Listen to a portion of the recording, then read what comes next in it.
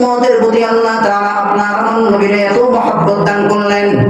নবীর গোটা কলিজাটা ভরা উম্মতের প্রতি মহব্বত আর ভালোবাসা দিয়ে আল্লাহ তাআলা ভরে দিলেন। বন্ধুরা আমার, বাচ্চারা আমার, এই মহব্বতের কারণে, এই ভালোবাসার কারণে আপনার আমার পয়গম্বর সারাটা জীবন উম্মতি উম্মতি বলে বলে কাটায় দেন।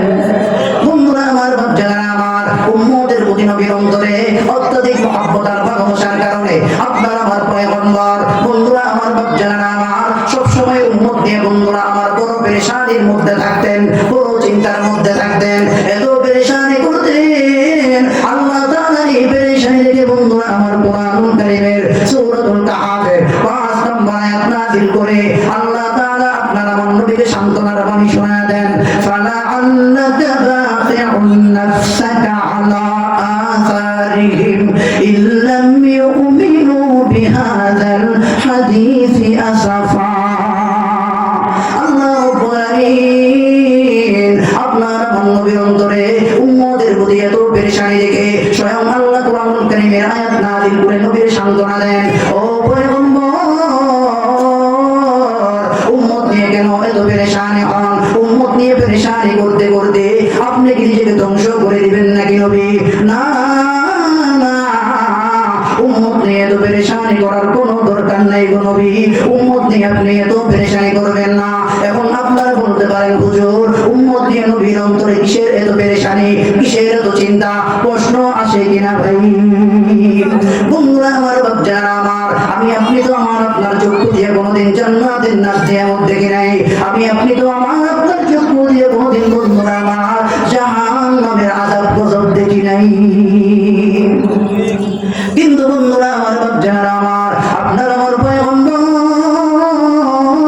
বিশ্ব নবী রাহমাতুল লিল আলামিন নবীকে আল্লাহ তাআলা মেরাজের রাতে বন্ধুরা আমার এই দুনিয়ার গণ্ডি পাড়ি দিয়া, চন্দ্র সূর্য পাড়ি দিয়া, সমস্ত গ্রহ উপগ্রহ পাড়ি দিয়া, সমস্ত গ্যালাক্সি আর গ্যালাক্সি পুঞ্জগুলো পাড়ি দিয়া, সমস্ত নক্ষত্রগুলো পাড়ি দিয়া, একে একে সাত আসমান পাড়ি দিয়া, ইল্লিয়িন পাড়ি দিয়া, সিজ্জিয়িন পাড়ি দিয়া, আলামুল আরওয়াহ পাড়ি দিয়া, আলামুল আমসাল পাড়ি দিয়া, মসজিদ বাইতুল মুকাদ্দাস বাইতুল মামুর পাড়ি দিয়া, সিদরাতুল মুনতাহা পাড়ি দিয়া আপনার আমার নবীকে আল্লাহ রাব্বুল আলামিন ৭০,০০০ নূরের পর্দা ভেদ করিয়া স্বয়ং আল্লাহ তার কাছাকাছি নিয়া আপনার আমার নবীকে তার দিদার দর্শন করায় দেন।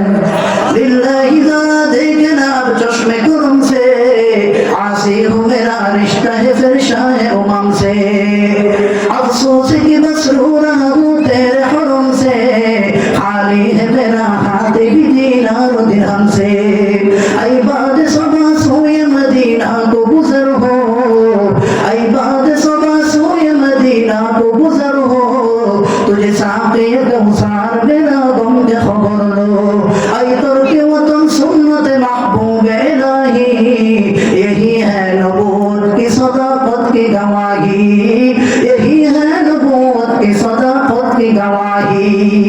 বন্ধুরা আমার, বাপজানারা আমার, আল্লাহ তাআলা আপনার আমার নবীকে মেরাজের মধ্যে নিয়ে গেলেন। ওই মেরাজের আমার আপনার আমার নবীকে আল্লাহ তাআলা জান্নাতের নাসিয়ামত দেখালেন রে বাবা, জাহান্নামের আযাব গজব দেখালেন।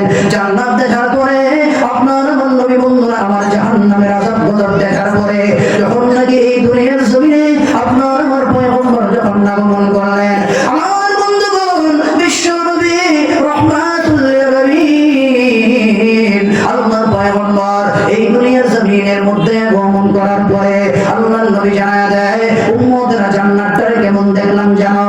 আল্লাহর নবী বলেন, আল্লাহু তাআলা আযজা ওয়া জাল্লা আ'দাতু লি'ইবাদি as-সালিহিন মা লা আইনুন রাআত ওয়া লা উযুনুন সামি'আত ওয়া লা খাতারা আলা কলবি বাশার। মুসলমান চিল্লে বলেন সুবহানাল্লাহ। বন্ধুরা আমার, বাচ্চারা আমার, আপনার আমার পয়গম্বর উম্মতদেরকে জান্নাতের ব্যাপারে সামগ্রিকভাবে একটা কথাই জানায়া দিলেন, এই আমার উম্মতেরা শোনো, জান্নাতটারে কেমন দেখলাম জানো নি?